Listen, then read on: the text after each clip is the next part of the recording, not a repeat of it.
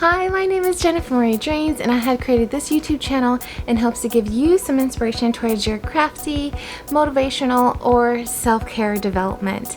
Mainly, this video is going to be for those who have graduated already, recently, and wanting to go into college, or for adults who have not been in high school for a long time and you just decided, you know what, I'm going to go back to college. And so these are going to just be some helpful tips for you guys to be able to say, okay, what are things I need to think about to go to college?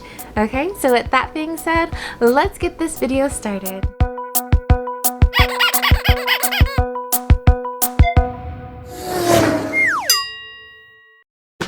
First of all, I just want to congratulate you for taking that step to either deciding to go to school or if you're deciding to go back to school.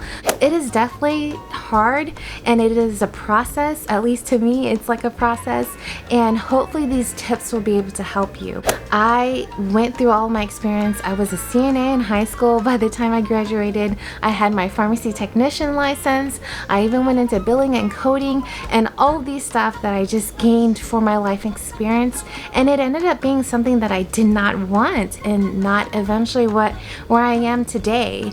So I'm glad that you're here and you're deciding to take those steps. So my first tip is, what is the field of study that you're wanting to go to?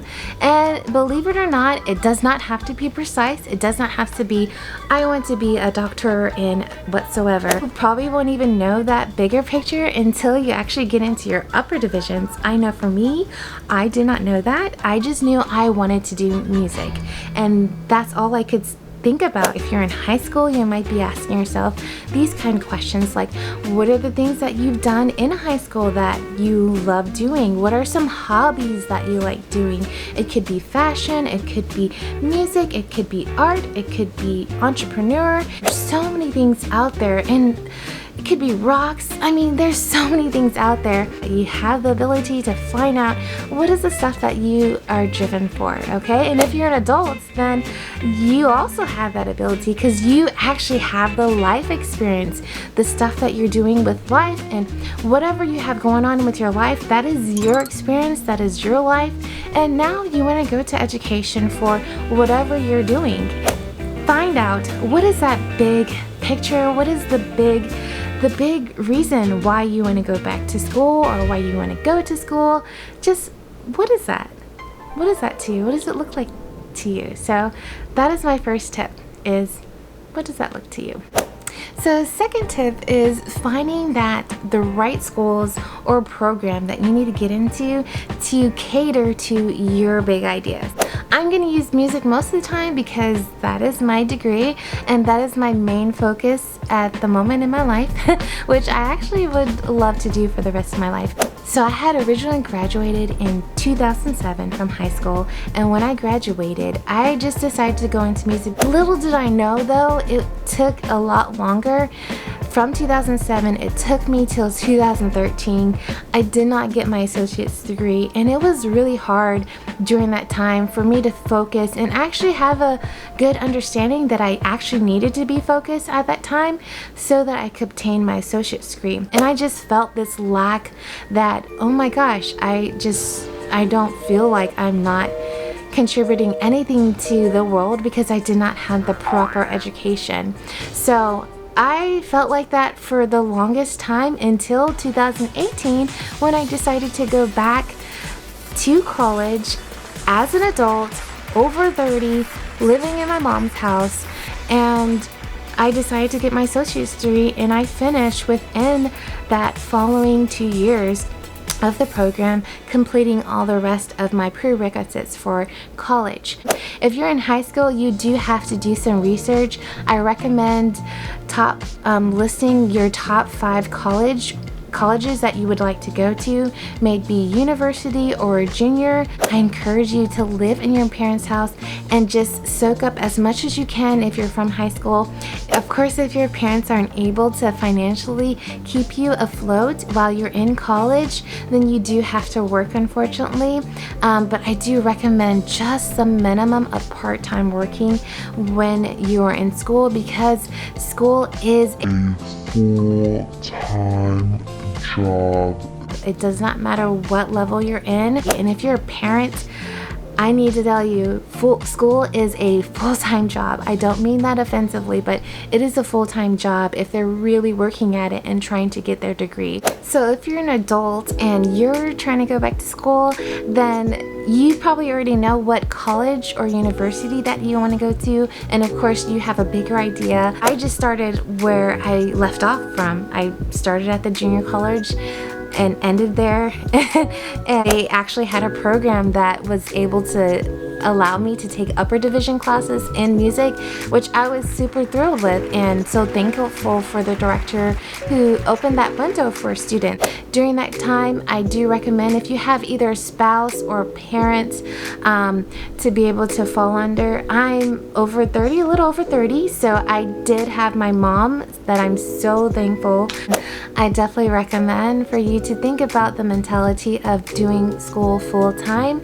That is with a complete schedule of at least 4 classes, 3 to 4 classes. You know, you might have to change your life a little different. You might have to find roommates or find a different job where they pay more, but then also you don't have to work as many hours. I actually still do catering since 2016, and I'm so thankful because I can do a couple of jobs within the week and I'll still get a good amount of money from just doing one job compared to like 2 or 3, compared to working like 5 days in a row. You just kind of have to think about what you can do to kind of weigh out your options.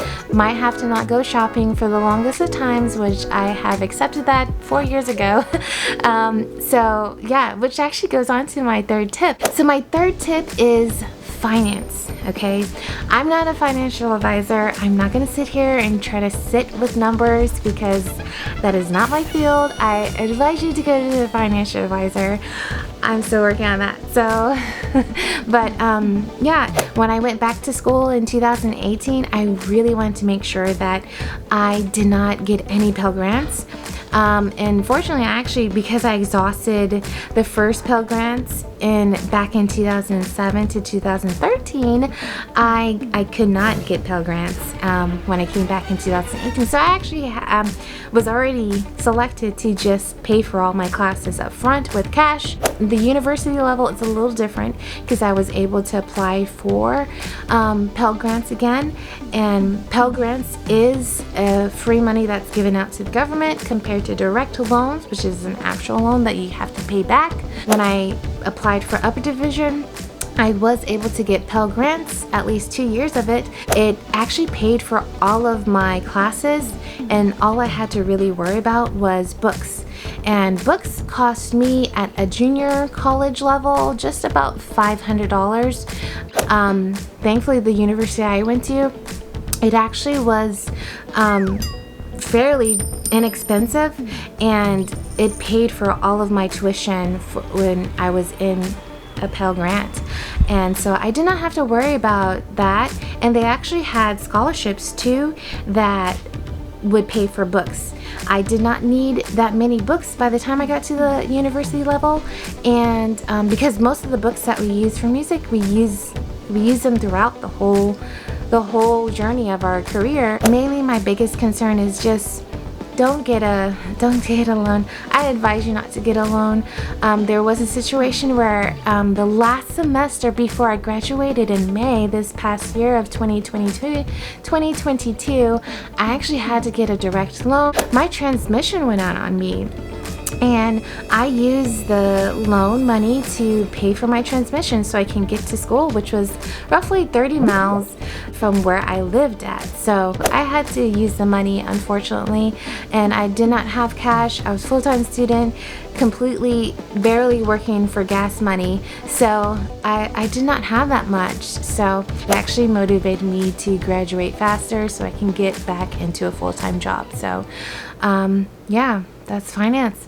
So now that you have that together, my fourth tip is to go through the process of the institutions. So regardless of what grade level, if it's college or upper division, you always have to go through these 3 steps, which is go through your academic or admissions and records, your financial aid, and academic advisors, which is where you're able to apply for classes. that is mainly the 3 steps you have to go through. They might have a little difference that you have to know and try to learn and navigate through their system and all that stuff, but mainly all you have to do is make sure you have all your records that they need. I remember one time back in 2007 they needed my immunization records. They might need that now because of COVID, so I don't know. I don't think they did. Recently they haven't done that, so make sure you have your high school diplomas or your college diplomas, whatever you have records. Most junior colleges are actually pretty lenient on stuff like that, and I've gone through 2 different junior colleges for me to obtain my degree, so both of them were very flexible. I was able to go in and get out, get my classes that I need, and had to transfer. So just make sure you have all your records information. Second would be to apply for financial aid, which you'll mainly start with studentaid.gov. That's where you'll get your financial aid on the national level, and it'll go through the Board of Education where you apply for all of that stuff. So that's a whole nother process in itself. And then finally you're able to apply for classes, and that's where it leads me on to my 5th tip.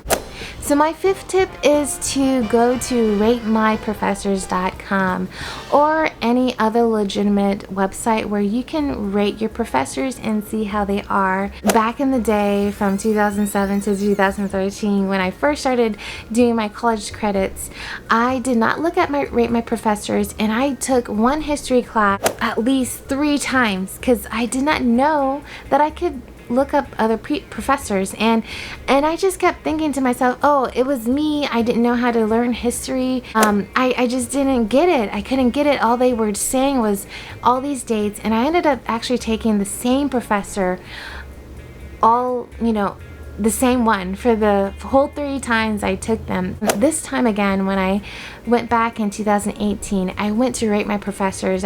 Someone told me about it, and I looked at one of the professors on there for my history class. He had all the PowerPoints. He even had musicals to some of his activities and learning how the progression of America. He loved America. He had retired from the army and military, so he just loved everything about history, and I just loved seeing his passion every day in class. And it actually was, I believe, a 8-week class, so it was really fast, but one of my first 8-week classes. And I love history now. I love everything about it, and I have much more passion into learning history. I used to like it back time, but then I didn't, but now I really love history, and I want to go to all the monuments because of that teacher. And so I don't think I wouldn't have been able to get there if I didn't go to ratemyprofessor.com. So go to Rate My Professor. You have the choice as an adult to decide on what teachers you want, see the type of environment, and yeah, go through them. And I think that's it. That is all I got for mainly my first beginning tips on how to apply for college. I want to congratulate you on taking that step to being able to say, okay, I want to get into a higher level of education. I hope you find this video to be encouraging and hopeful for you, and hope that you're able to find some type of knowledge into it. If you did, then please like, share, and subscribe to my channel for more material like this. And until next time.